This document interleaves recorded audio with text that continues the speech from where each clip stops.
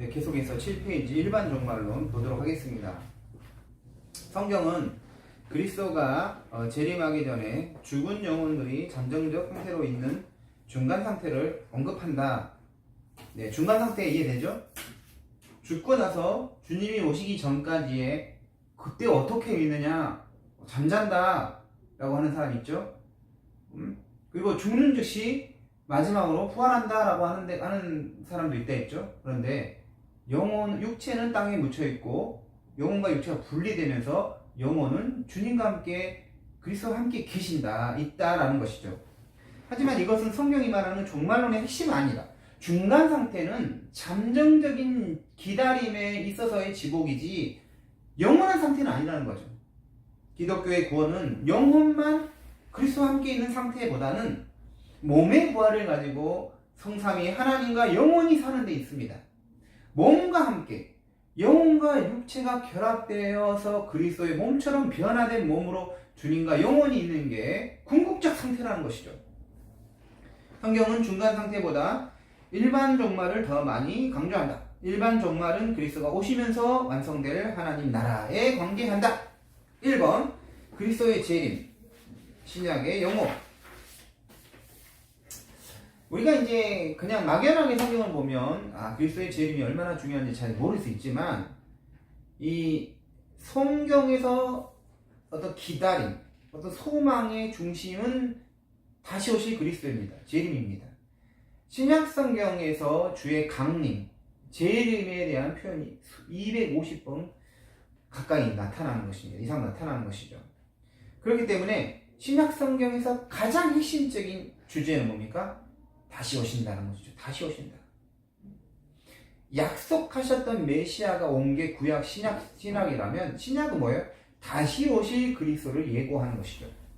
예수님 자신이 그가 다시 오신다고 천명 주장했죠. 가서 너희를 위하여 거처를 예비하면 내가 다시 와서 너희를 내게로 영접하여 나 있는 곳에 너희도 있게 하리라. 여기서 이제 다시 이렇게 온다는 것은 이 제자들에게 말한 것처럼 보이지만 사실은 누구에게 말하는 거예요? 모든 사람들, 이제 우리들을 위해서 다시 온다는 거죠. 그때 인자의 징조가 하늘에서 보이겠고 그때 땅의 모든 족속들이 통곡하며 그들이 인자가 구름을 타고 능력과 큰 영광으로 오는 것을 보리라. 오랜 후에 그 종들의 주인이 돌아와 그들과 결산하세요. 돌아온다는 것이죠. 결산, 심판이 있다는 거죠. 인자가 자기 영광으로 모든 천사와 함께 올 때에 자기 영광의 보좌에 앉으리니 심판한다는 것이 다시 온다는 것입니다. 사도들이 전한 복음에는 그리스도가 죽으셨다, 부활하셨다, 승천하셨다 뿐만 아니라 다시 오심이 포함이 됩니다. 사도행전 3장 20절 21절 또 주께서 너희를 위하여 예정하신 그리스도 곧 예수를 보내시리니 하나님이 영원 전부터 거룩한 선지자들의 입을 통하여 말씀하신 바 만물을 회복하실 때까지는 하늘에 마땅히 그를 받아두리라. 하늘에서 만물이 회복될 때까지 거기에 있다는 것이죠. 또 죽은 자들 가운데서 다시 살리신 그의 아들이 하늘로부터 강림하실 것을 너희가 어떻게 기다리는지를 말하니 이는 장래의 노하심에서 우리를 건지시는 예수시니라. 우리 생명이신 그리스도께서 나타나실 그때 너희도 그와 함께 영광 중에 나타나리라. 우리의 시민권은 하늘에 있는지라 거기로부터 구원하는 자 곧 주 예수 그리스도를 기다리노니. 결국은 사도들의 복음 안에도 뭐가 있어요? 주님을 기다린다는 것이 있는 것입니다. 그런데 헬라어로 이제 성경이 헬라어로 기록되었죠. 신약성경 헬라어가 그리스도의 재림을 가리키는 용어가 크게 세 가지가 있습니다. 파루시아 많이 들어봤죠? 파루시아, 아포칼립시스, 에피파네이아 이렇게 세 가지가 있습니다. 신약 성서 시대의 헬라어에서 먼저 파루시아를 보겠는데 파루시아라는 뜻은 도래, 도착, 여기 있다, 현존한다 등의 의미를 가지고 있는데 어떤 아무나가 아니라 뛰어난 인물, 황제의 방문을 말할 때 그런 파루시아라는 용어를 사용했다는 것입니다. 신약 성경은 주의 재림을 나타냈는데 파루시아라는 말을 가장 많이 사용합니다. 이 구절은 주의 임하심 마태복음 24장에서 그가 강림하실 때 고린도전서 또 그가 강림하실 때 파루시아 할 때 주 예수 그리스도의 강림하심 파루시아에서 사용된다. 이 용어의 사용은 주의 재림이 명백하고 결정적인 행동이 될 것이라는 뜻을 내포하고 있습니다. 그리스도가 이 땅에 성신하러 오신 것처럼 분명하게 그는 다시 오시는 것이다. 명백하게 온다는 거죠. 파루시아를 쓰면서 마치 왕의 재림처럼 될 것이다 라는 것이죠. 아포칼립시스, 이 말은 문자적으로 베일을 벗기다, 드러내는 것이죠. 가려진 물체를 드러내는 것을 뜻합니다. 주의 재림은 그가 누구인지, 이 세계가 무엇인지 명명백백하게 드러나게 한다는 것이죠. 주 예수께서 자기의 능력의 천사들과 함께 하늘로부터 불꽃 가운데서 나타나실 때, 여기서 이 나타난다는 말을 아포칼립세이라고 쓰고 있습니다. 그러므로 너희 마음의 허리를 동이고 근신하여 예수 그리스도께서 나타나실 때 너희에게 가져다 주실 은혜를 온전히 바랄지어다. 이러한 아포칼립시스의 사용은 신자는 그리스도가 다시 오실 날을 지속적으로 소망하면서 믿음으로 견고히 서도록 격려하는 의미로 사용이 됩니다. 에피파네이아, 마지막 세 번째, 출현, 현현의 뜻을 가지고 있는데 이 용어도 그리스도의 재림을 나타낼 때 사용하는 용어입니다. 그때 인자의 징조가 하늘에서 보이겠고 그때 땅의 모든 족속들이 통곡하며 그런데 인자가 구름을 타고 능력과 큰 영광으로 오실 것을 보리라. 우리 주 예수 그리스도께서 나타나실 때까지 흠도 없고 책만 받을 것이 없이 이 명령을 지키라.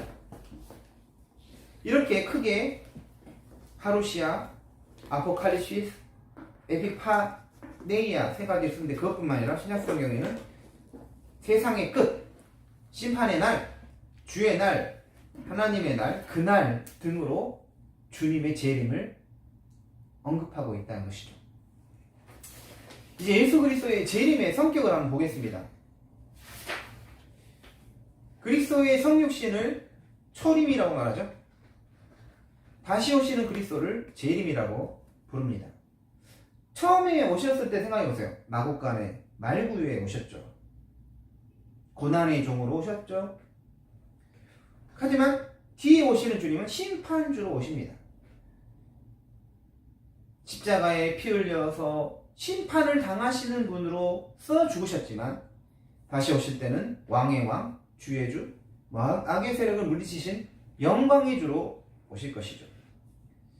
그리스도의 재림은 다음과 같은 특징을 가지고 있습니다. 첫째, 주의 재림의 날짜는 아무도 모른다. 여러분, 이단들은 그 성경에 날짜를 계시했을 거라는 것이죠. 근데 성경에 보면 아버지만이 아신다 했어요. 그러나 그 날과 그때는 아무도 모르나니 하늘의 천사들도 아들도 모르고 오직 아버지만 아시느니라. 이 이단들은 뭐라고 말합니까? 아니, 예수님이 몰랐을 리가 없다. 아버지만 어떻게 하냐? 가르쳐줬을 거다. 그러면 거꾸로 생각해 봅시다. 예수님이 이걸 말한 거죠. 아버지만 안다는 거. 오죽하면 예수님이 알면서도 아버지만 안다는 말은 뭡니까? 알 필요가 없다는 거예요. 그렇기 때문에 예수님이 아버지만 안다는 것은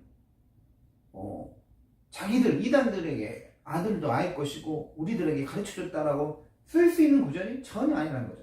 성경은 어떤 곳에서도 재림의 시점, 정확한 날짜를 제시하지 않습니다.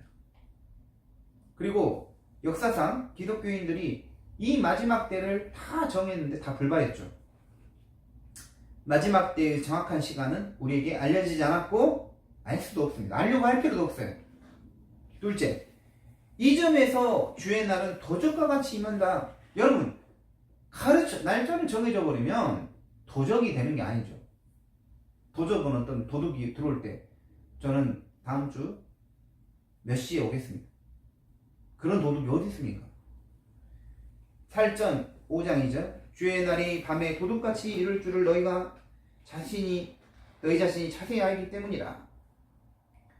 어느 때에 오실지 알지 못하기 때문에 항상 언제나 마지막 날처럼 깨어서 있어야 합니다.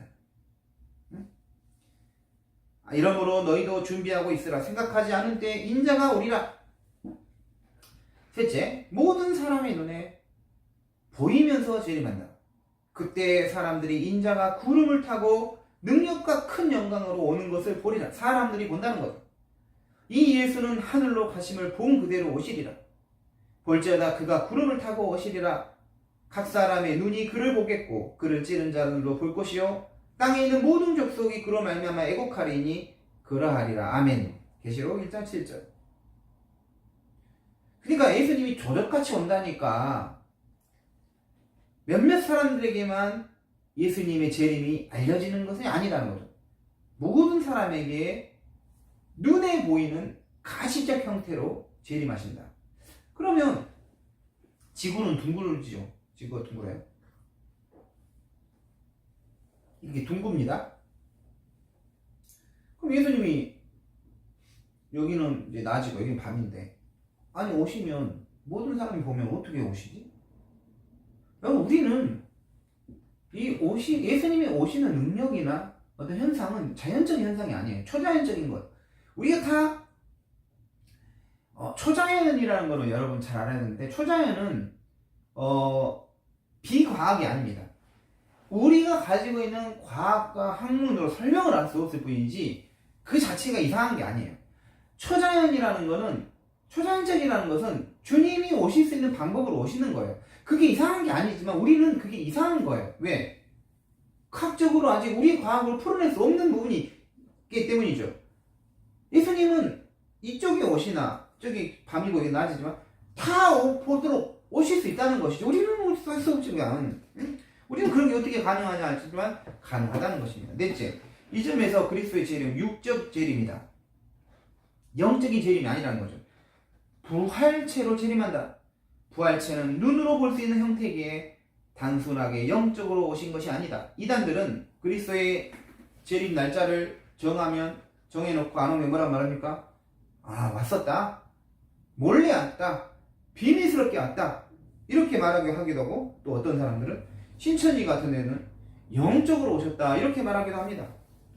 모두 다 거짓이죠. 성경은 형제들아 우리가 너희에게 구하는 것은 우리 주 예수 그리스도의 강림하심과 우리가 그 앞에 모임에 관하여 영으로나 또는 말로나 영으로나 주의 날이 이르렀다고 해서 쉽게 마음이 흔들리거나 두려워하거나 하지 말아야 한다는 것이라.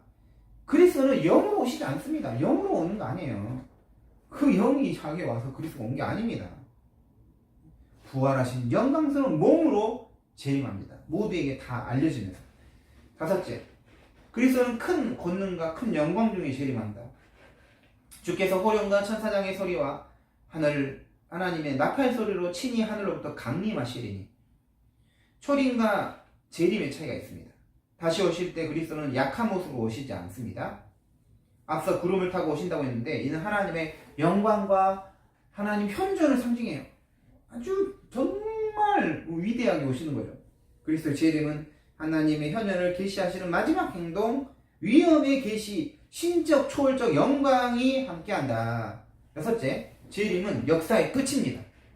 그의 오심이 역사의 종말이에요. 그 후에는 마지막이니 그가 모든 통치와 모든 권세와 능력을 멸하시고 나라를 아버지 하나님께 바칠 때라.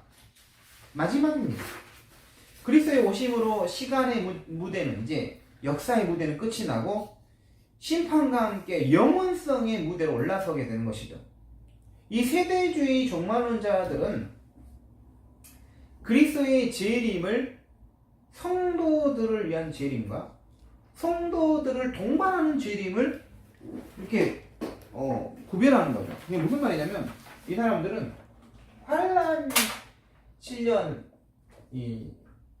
7년 대환란 이 환란 전에 휴거를 하는 거죠. 휴거.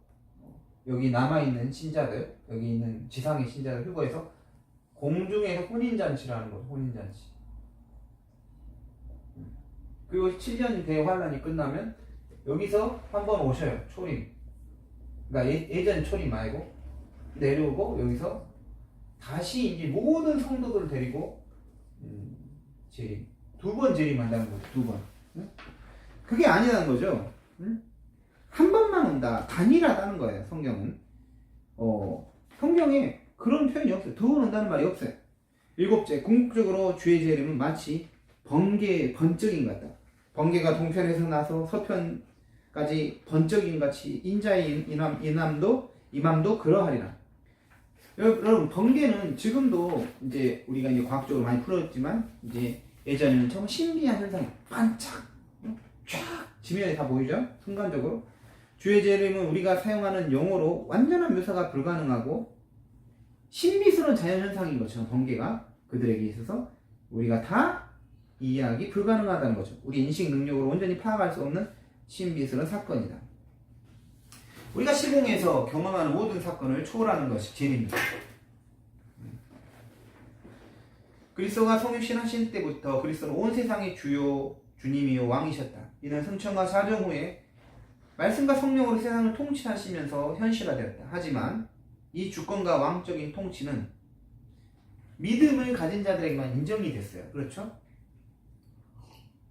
그러니까 믿는 자들에게만 주님의 왕되심과 왕권을 인정하는데 마지막에는 모든 사람이 그리스도가 왕이시고 주되심을 보편적 통치를 이루시게 되는 거죠. 다 알게 되는 것이죠. 우리 이제 천년왕국을 또 보도록 하겠습니다. 재림의 목적이 있는데 그 부분 19페이지. 사도신경은 거기로부터 살아있는 자와 죽은 자를 심판하러 오십니다. 재림의 목적을 뭐라고 하죠? 사도신경 우리가 신조에 고백하죠? 심판. 초림이 구원을 목적으로 한다면 재림은 심판을 목적으로 한다. 사실 이 기회가 없어요. 중간 상태는 없습니다. 중간 지점 없어요. 여기서 안 믿으면 끝이지 무슨 정화시켜주고 기회 주고 그러지 않습니다. 한 번 여기서 믿는 게 중요한 거예요. 심판. 그때는 심판밖에 없는 거예요. 인자가 아버지의 영광으로 그 천사들과 함께 오리니 그때 각 사람이 행한 대로 갚으리라.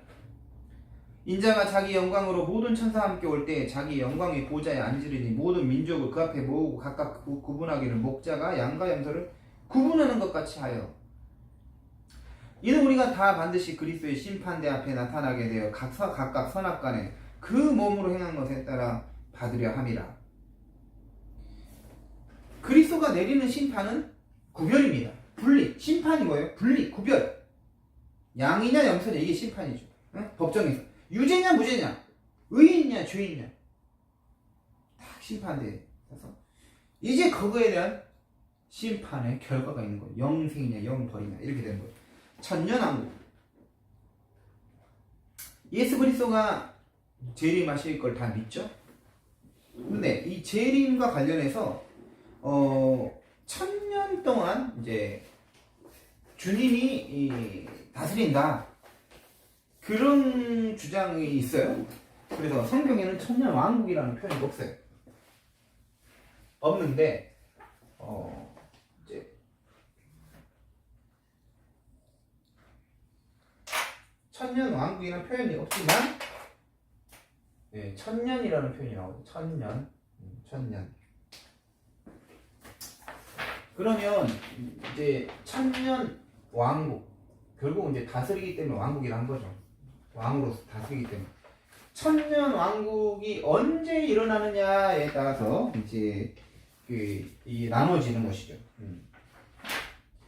여기 쭉 여러분은 이 내용을 읽어보시면 되겠습니다. 근데 후천년설 첫 번째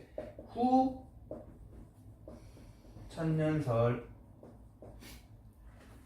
그러니까 이게 이렇게 그 다음에 전천년설 세 번째 무천년설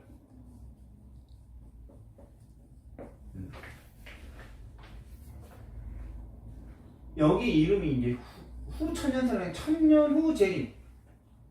천년이 후에 뭐한다 했으니 재림. 천년 전 재림. 예수님의 재림의 시점을 봐야 돼요. 천년 전 재림.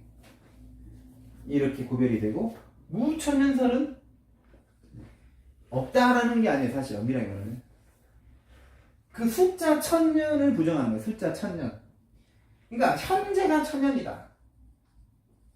현재 천년설.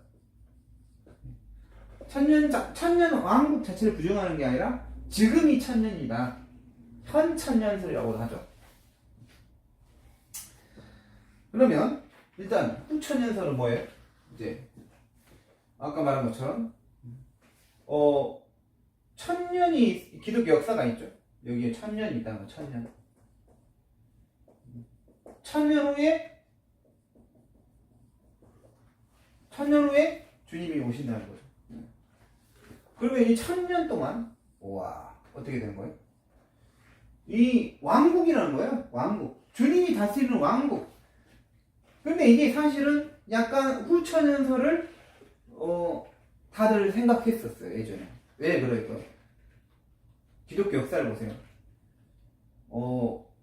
유럽은 다 국교화가 됐잖아요. 굉장히 중세까지 막 기독교가 펼쳐져 갔기 때문에 이게 정말 천년 왕국처럼 느껴졌죠. 그래서 천년 왕국에서 이게 말하는 건 뭐냐면 이게 복음이 막 확장되는 것 자체가 천년 왕국이라는 거죠. 이게 지금 천년이라는 거예요. 어떤 재림? 재림 전에 천년이 있다는 거예요. 재림 전에.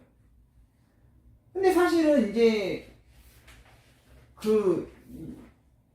지금 이게 처음에는 이렇게 보는 게 맞았을지 모르지만 여기 생각해 보세요. 지금 가면 이미 중세를 지났죠. 뭐 언제까지 천년이냐? 지금 언제가 지금 천년 왕국이야? 재림 전이니까. 재림 전의 시점에서 천년이라면 그때는 완전히 진보라는 건 낙관이잖아요. 천년 왕국이라는 게 지상에 천년이 있다는 건데 주님이 진짜 통치하시는 그것이라는데, 근데 지금 어떻게 보면 성경에 보면 말세에는 배교가 일어나고 박해가 일어나고 믿음 있는 사람 찾기 힘들고 고난이 있고 이런 거 보면 긍정이잖아. 이거는 어떻게 보면 복음이 전파되고 어떻게 보면 긍정적인 것처럼 보이니까 이게 좀 안 맞다는 것이죠. 그래서 11페이지 보세요. 제일 밑에 따라 두 번째, 후천연설을 주장하는 자들은 역사를 긍정적으로 본다. 온 세상을 향한 복음 전파와 역사가 주님의 재림 전에 성취될 것으로 본다. 죄의 세력이 작아지면서 엄청난 복음의 역사가 전 세계적으로 일어날 것이다. 온 세상 그리스도를 인정하는 기독교 황금 시대로서 청년왕국이 일어난다. 그 후에 그리스도의 재림이 있다는 것. 복음 전파를 천년왕국으로 본 것입니다. 천년이라는 시간은 긴 시간으로 볼 수가 있죠. 세상에 존재하는 악은 제한된 범위 안에서 나타나기에 그리스도는 기독교적인 세상에 재림합니다. 이미 기독교화가 되고 거기에 딱 재림한다는 거죠. 후천년설에 대한 비판은 복음의 왕성한 전파를 천년왕국과 동시에 할 수 없다는 데 있습니다. 그리스도는 땅끝까지 이르러 복음을 전하라고 했지만 또한 동시에 마지막 때에 복음이 쇠퇴하고 극심한 박해가 있을 것이라고 말합니다. 성경은. 사도 바울도 말합니다. 누가 어떻게 하여도 너희가 미혹되지 말라. 먼저 배교하는 일이 있고 저 불법의 사람 곧 멸망의 아들이 나타나기 전에는 그날이 이르지 아니하리니. 이런 주장은 갑작스러운 주의 재림에 대비하여 깨어있으라는 예수님의 반복적 경고와 양립하기 힘들죠. 후천년설은 그리스도의 재림이 천년왕국 시대 이후에 바로 일어나며 그리스도의 재림은 구속사에서 현 시대를 마무리하고 직후에 최후 상태가 바로 시작됨을 주장하는 것입니다. 전천년설은 천년왕국 전에 그리스도의 지상 재림이 한 번 있음을 주장하는 것입니다. 이제 세대주의 전천년설이라고 있는데, 세대주의자들은 아까 말하면서 내려와서 공중에서 어린 양의 혼인잔치를 가지고 두 번째 재림한다는 거. 이게 세대주의자들이죠. 역사적 전천년설은 천년왕국 전에 그리스도의 지상 재림이 한 번 있음을 주장한다. 교회는 환난과 고난을 통과한 후 그리스도가 재림하고 성도는 그를 영접하기 위해 휴거된다. 그 후 지상에 내려와 그리스도의 천년왕국이 건설된다. 전천년설은 그리스도의 재림에 의해 시작되는 중간기적 메시아 왕국이 있음을 주장한 것이다. 그리스도는 최후의 심판과 세상 종말에 이르기까지 천년 동안 지상에서 통치한다. 그리스도의 재림과 더불어 천년이 시작될 때 성도의 첫 부활이 있으며 이 뒤에 불신자들의 부활이 있다. 그러니까 천년 왕국이 이렇게 있으면 여기가 이제 부활하는 거죠. 왔을 때. 이 재림 전에 잠깐만요. 이건 홀천이. 재림 전 재림 이제 천년 후 재림이다 했죠. 천년 후 재림이잖아요. 그러면 이 천년 전 재림 시점이 어디죠? 천년 여기에 재림. 근데 여기서는 누구만 부활해요? 신자들, 믿는 자들만 부활하고 천년 동안 함께 사는 거죠. 통치하고 있는 거죠. 그러면 불신자들은 어떻게 돼요? 천년이 지난 시점에서 부활한다는 거죠. 이게 이제 전천년설을 주장하는 사람들의 주장입니다. 그러니까 신자와 불신자의 부활이 시점이 달라지는 것입니다.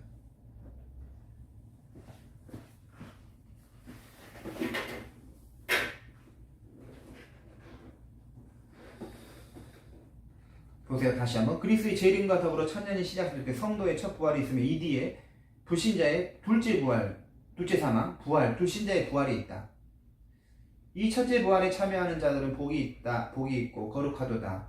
둘째 사망이 그들을 다스리는 권세가 없고 도리어 그들이 하나님과 그리스도의 제사장이 되어 천년 동안 그리스도와 더불어 왕노하리라. 두 번째 달라. 그리스도의 재림과 함께 시작된 천년왕국 동안 사탄은 결박이 됩니다.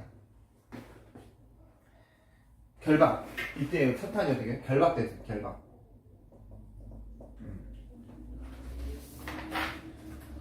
천년 후 사탄은 잠시 동안 풀려나서 이제 천년이 지날 때 여기서 결박이 풀리는 거죠.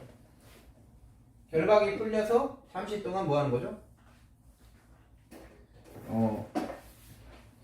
모든 나라를 미혹하죠. 하지만 그 후에 하늘에서 불이 내려와서 이제 그를 삼켜버리고 유황못에 사탄을 가둬버리는 거죠. 천년이 참에 사탄이 그 옥에서 놓여 나와서 땅의 사방 백성 곧 곡과 마곡을 미혹하고 모아 싸움을 붙이리니 그 수가 바다의 모래 같으리라. 그들이 지면에 널리 퍼져 성도들의 진과 사랑하시는 성을 두루매 하늘에서 불이 내려와 그들을 태워버리고 또 그들을 미혹하는 마귀가 불과 유황못에 던져지니 거기는 그 짐승과 거짓 승리자도 있어 세세토록 밤낮 괴로움을 받으리라. 이러한 주장을 하는 이제 전천년설은 문제점을 가지고 있는데 여기 써져 있죠. 전천년설은 하나님의 나라를 지상적 왕국으로 보고 있는 거죠. 천년 동안 지상에 일어날 보지만 예수님이 말씀하시는 신약성경이 말하는 하나님 나라는 영적이고 우주적인 왕국으로 표현을 합니다. 천년왕국 통치자에 참여하는 사람들은 순교를 당한 몸이 없는 상태의 성도의 영혼들입니다. 계시록 여기 천년왕국에 누가 참여하느냐? 목배임을 당한 자들의 영혼들이라고 분명히 말하고 있죠. 영혼은 지금 어디 있어요? 지상에 내려와서 여기 내려와서 재림에서 여기서 지상 왕국을 여기에 있다는 건데 지금 여기서 말하는 계시록 20장 4절에서 말하는 거는 목배임을 당한 자들은 지금 하늘에 있다는 거예요. 하늘에. 계시록 6장 9절에도 그런 말이 있어요. 다섯째 인을 떼실 때 내가 보니 하나님의 말씀과 그들이 가진 증거로 말미암아 죽임을 당한 영혼들이 제단 아래에 있어. 죽임을 당한 영혼들이 하나님의 그 위에 천상에 있다는 거예요. 그러니까 지금 이게 지상에 있는 그 상태를 표현하는 게 아니라는 것이죠. 이 전천년설의 문제점은 그리스도의 영광스러운 재림 후에도 죄와 악이 지속된다고 주장하는 데 있다. 그러니까 아니 천년 주님이 왔는데도 여기에 여전히 결박됐다고 하지만 마지막에 풀려나요. 왜 풀려나야 되는데? 천년왕국 끝나고 그냥 하면 되지. 굳이 이걸 풀려줘요. 왜? 여기서 완전히 끝내버려야 되잖아요. 어떻게 보면. 그게 아니라 왜 여기서 풀어줘야 돼요? 천년이 왔으면 다 끝내야 될 것 같은데 그게 좀 설명을 안 못하는 것이죠. 제화학이 주님이 지금 영광스럽게 1000년 동안 통치하는데 왜 제화학이 여전히 있어야 되냐는 거예요. 그래서 성경에 보면 그리스도가 재림하실 때는 완전히 이 모든 거를 총괄갱신하고 악을 제거하고 심판하는 것으로 말하지, 여전히 어떤 지점에서 결박당해서 나중에 풀어질 것처럼 말하는 구절이 없다는 것이죠. 다른 성경에서 그리스도가 다시 오실 때 곧바로 최후의 심판이 있으며 영벌과 영생으로 나누어짐을 말하고 있다. 세대주의 전천년설은 천년왕국 전에, 똑같이 천년왕국 전에 그리스도께서 재림한데 두 번 재림한다는 거예요. 공중에 비밀 재림을 주장하고 신자들은 휴거되고 공중에서 7년 반 동안 7년간 혼인잔치를 한다 있는 거죠. 그동안 지상에 있는 불신자들은 7년 대환란을 통과하는 것이죠. 이 환란을 통해서 유대인들이 이제 회심한다는 거예요. 대규모로 회개한다는 거예요. 이 7년이 끝나면 그리스도는 성도들과 함께 지상 재림하여 사탄을 무적행에 가두고 천년왕국을 건설한다. 이 천년왕국 후에 사탄이 잠시 놓이며 그 후 백보자 심판이 있으며 새하늘과 새 땅이 건설된다는 거죠. 그러니까 이게 어떻게 보면 결국은 이 두 가지는 이거는 너무 역사를 낙관적으로 보는 거죠. 그래서 이거는 이제 중세나 좀 이게 받아들일 수 있었던 것이죠. 근데 이거 전천년설은 아까 말한 것처럼 이제 역사적 전천년설이 있다 했죠.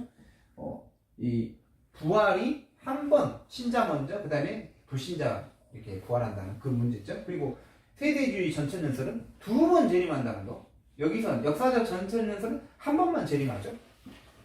근데 이런 것들이 이제 사실은 재림 후에 이게 있고 이게 어떤 사탄이 풀린 게 있고 그 다음 백보자 심판하고 그 다음에 새하늘과 새 땅 이렇게 간다면 사실 이것 자체가 별 의미가 없게 돼요. 무슨 말인지 알겠습니까? 아니 이거는 우리에게 의미가 있을 수 있죠. 당연히 최후의 상태니까. 그런데 1000년이 이미 통치를 하는데 그게 아주 미래에 아주 그거를 그 멀리 있는 거잖아요. 천년왕국이라는 1000년 동안 통치하는 무의미할 수 있다는 거죠. 근데 그 점에서 우리가 무천년설을 주장해야 되는데, 무천년설 12페이지 읽겠습니다. 무천년설은 천년왕국을 부정하는 것이 아니라 진심으로 믿는 것입니다. 단지 천년왕국을 문자적 천년을 보지 않으며 그 천년을 현재로 보는 거예요. 사실은 초림으로 봅니다. 초림에서 이 재림까지 전체를 뭐로 보는 거예요? 천년왕국으로 보는 거예요. 그러니까 이게 교회의 시대, 이 교회가 뭐다? 현재 천년이라는 거예요. 무천년설은 그리스도의 재림 사건에 대한 신약 성경의 가르침을 여러 측면에 대한 이해로 본다. 계시록에는 역사의 같은 기간에 일어나는 다른 관점을 묘사가 자주 발견된다. 사실 요한계시록은 뭐랄까 그 영화를 찍을 때 처음부터 끝까지 찍는 게 아니에요. 시간적으로 끝 찍는 게 아니라 어떤 한 관점으로 찍는 거예요. 여러분 이제 예를 들어서 우리가 이제 축구를 볼 때 손흥민이 프리미엄 리그에서 이제 찍어주는 걸 보면 손흥민 관점으로 이렇게 다 보여줍니다. 우리가 볼 때 손흥민으로만 보여주죠. 그러면 손흥민만 축구했습니까? 아니죠. 또 다른 어떤 유명한 선수로 관점으로 보면 그 관점으로 보이는 것처럼 똑같이 그 현장이 드러나는데 계시록도 마찬가지죠. 다양한 관점에서 심판에 대해서 심판 전에 있을 거에 대해서 그거를 보여주는 거죠. 환상을 보여주는 것이지 역사적 시점으로 시간적 순점으로 모든 게 놓인 게 아니라는 거죠. 이해되나요? 그래서 무천 12페이지 제일 밑에 무천년설은 그리스도의 초림부터 재림까지를 천년왕국을 본다. 그러므로 계시록 20장 1절에서 6절은 현재 교회의 시대라는 거죠.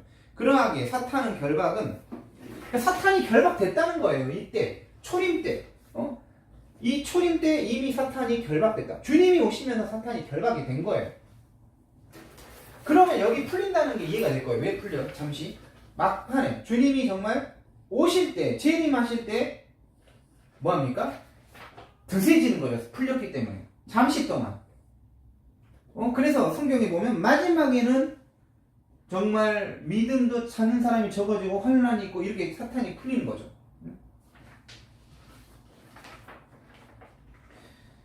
그리스도의 초림부터 시작된다. 결박은 초림에 시작되는 거죠. 이런 사상은 골로새서 2장 15절 말씀과 부합되죠. 통치자들과 권세자들을 무력화하여 드러내어 구경거리로 삼으시고 십자가로 그들을 이기셨다. 권세자들, 영적인 사탄 마귀를 무력화시켰다는 거죠. 무천년설에서 천년은 산술적인 천년, 그 정확한 천년이 아니다. 천년왕국은 본질상 완전히 영적입니다. 다음 달라. 무천년설은 이 첫째 부활에 참여하는 자들은 그리스도의 제사장이 되어 천년 동안 그리스도와 더불어 왕노를 하리다를 순교자들의 영혼이 육체적으로 못 베어 죽었지만, 여러분 그 요한계시록을 생각해보세요. 당시에는 박해받는 그리스도인이 엄청 많아요. 목배임을 당해 죽었어요. 죽어서 끝난 것 같아요. 하지만 아니라는 거예요. 부활했다는 거예요. 부활. 어디서? 그리스도와 함께 하나님의 우편에서, 그 보좌에서 함께 있다는 거예요. 죽은 게 아니라는 거예요. 죽어서 끝난 게 아니라는 거죠.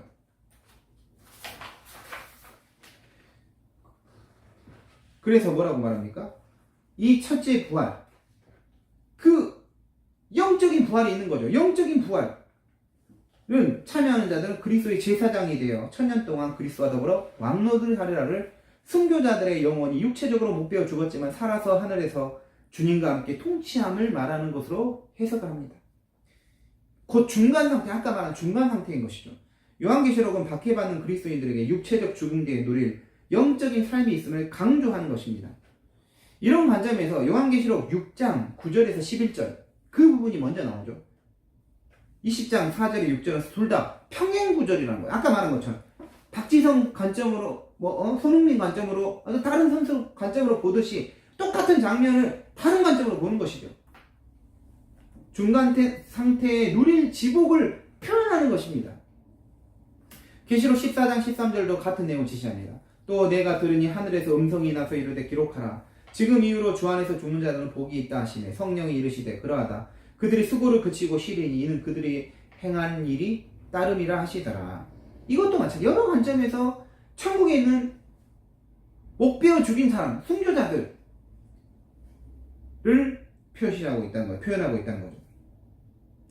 그리고 이 첫째 부활을 성도들이 복음을 듣고 사망의 생명을 얻은 상태로 보지 실제로 육체가 부활한 것으로 보지 않아요. 육체의 부활로 보지 않은 거예요. 그래서 아까 뭐라 했죠? 이 전천년설에서는 여기서 육체가 부활하고 신자만 먼저 부활하고 나중에 불신자가 부활한다 했는데 성경에서는 동시에 부활합니다. 산 자와 죽은 자가 동시에 부활하는 거죠. 그러므로 첫째 부활은 영적인 부활이고 비록 계시록에 둘째 부활이 언급되지 않지만 몸의 부활인 둘째 부활이 있는 것이죠. 둘째 부활은 마지막에 모든 사람이 부활할 때 영적인 부활이다. 이게 둘째 부활이라는 것이죠. 다음 달라.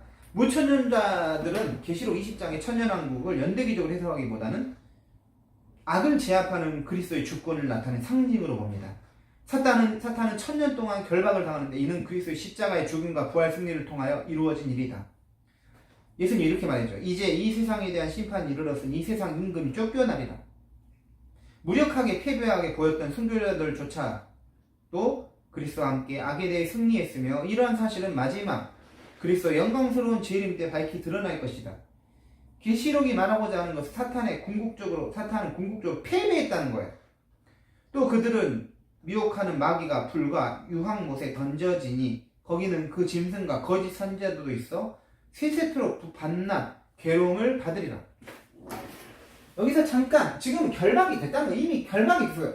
눈으로 봤을 때는 마치 사탄이 뭔가를 할 수 있는 것처럼 이 신도들을 죽이기도 하고 뭔가 할 수 있는 것처럼 보이지만 결박된 거라는 거예요. 지금 주님이 통치하고 있다는 거죠. 이미 죽은 사람도 주님과 함께 통치하고 있다는 거죠. 하지만 마지막에 잠시 동안 어떻게 돼? 풀리지만 결국은 유황불에 갇혀서 못에 갇혀서 사탄은 아무것도 안 된다는 것이죠. 희망을 이야기하는 거죠. 그래서 그 궁극적 승리에 이르기도 전에 그리스도는 승리의 통치를 이루고 성도는 거기에 참여하는 것이다. 여러분, 이제 이제 또 여러분이 세 번째 14페이지 몸의 부활과 영생 이 부분은 여러분이 독해하는 것으로 수업을 하겠습니다. 우리 수업 마쳤는데 기도하면서 기도하고 오늘 예배 수업을 마치도록 하겠습니다. 하나님 아버지 한 학기 동안 저희들을 지켜주신 은혜를 감사하고 비록 비대면 수업 온라인 수업으로 인해서 얼굴을 보지 못하고 수업에서 아쉬움도 많이 있지만 하나님 우리가 이럴 때일수록 인내하고 또 견뎌내는 훈련을 하게 해주시고 그러면서 그럼에도 불구하고 또 우리가 게을러지지 않고 열심히 우리에게 주어진 시간들을 최선을 다하게 하시고 마지막 기말 레포트도 잘 하게 하시고 준비하게 하시고 또 레포트를 쓰면서 더 알고 싶은 마음 더 공부하고 싶은 마음이 들게 하여 주시옵소서. 하나님 오늘 마지막도 종말론을 보면서 우리에게 희망이 있다는 것 역사는 마치 어둠이 지배하는 것처럼 보일 때도 있고 사탄 마귀가 엄청난 힘을 발휘하는 것처럼 보일 때 있지만 이미 결박됐다는 그 믿음으로 주님이 현재 우리를 통치하고 계신다는 왕국으로서 통치하고 있음을 믿고 희망을 가지고 주님과 함께 영원히 살 것을 소망하면서 주님을 기다리는 저희들 되게 하여 주시옵소서. 이 수업을 듣는 모든 우리 학우들에게 은혜와 복을 내려 주시기로 하며 건강도 지켜주시고 교회에서 하는 사역과 또 가정도 지켜주시옵소서. 예수 그리스도의 이름으로 기도드립니다. 아멘. 수고하셨습니다. 감사합니다.